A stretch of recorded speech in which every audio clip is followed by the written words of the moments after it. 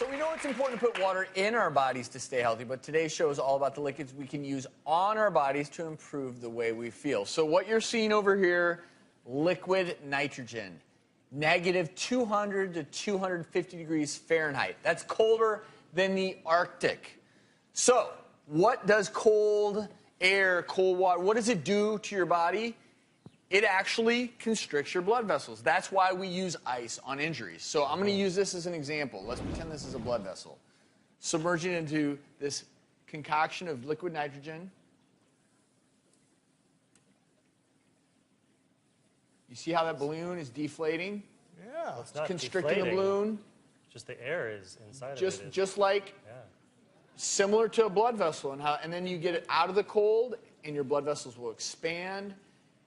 And that's why when you're in the cold environment, as your blood vessels constrict, you get decreased blood flow, and theoretically, you might have decreased inflammation as well. You guys hear that? Yeah, it's frozen, yeah. Okay. That's one angry balloon. Yeah. It's alive! but pouring it on stage is one thing.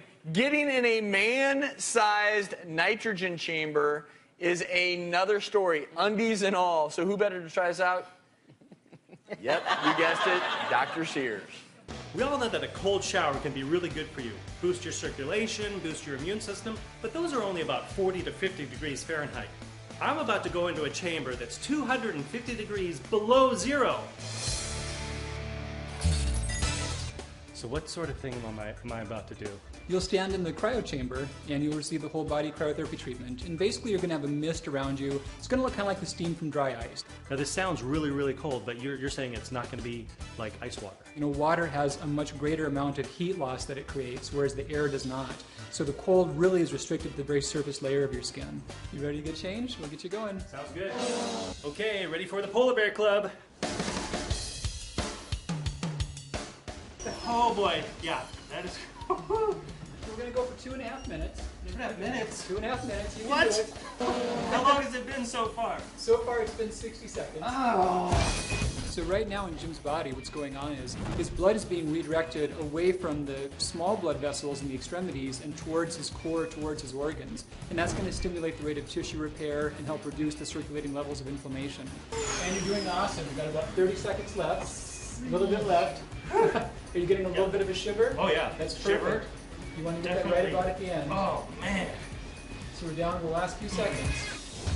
Okay, Woo! come on out. Okay, wow. Look at So that. how long did I do? You did the whole 2.5 minutes. That was Woo! phenomenal for your first Wow, time. first time, huh? Yeah. That felt like a long time. That was cold in there. So you've joined the Polar Bear Club. Polar Bear my Club. friend. Yeah. Now, that was actually pretty cool. By the end of that 2.5 minutes, I was pretty darn cold. But, you know, right before I went there, I had done some other pretty vigorous exercising, and I was pretty darn sore. And after this therapy, I was actually pain-free, which was actually pretty cool. Really? You know, similar how you'd expect with an ice bath. But, So the whole you know, idea is that the cold, after a vigorous workout, even with certain injuries, these things are widely used in sports medicine to try to decrease inflammation. Yeah. There's definitely a theoretical benefit to this. A lot of this therapy now is being studied. yeah, there's a Could lot it of be studies used going for on, certain especially in sports Europe. injuries. Also, they're looking at it for atopic dermatitis, rheumatoid arthritis, especially in kids, even MS. I know a lot of the rheumatologists are kind of interested to see if this is going to really pan out to be a really good therapy or not. Sounds like theoretically it may have some Yeah, benefits. definitely not for pregnant women. That was one of the questions Yes. they asked me. Are you pregnant? I said, pretty sure. No, definitely not. Well, Dr. Sears, thanks for once again being the cold guinea pig. You betcha. Yes.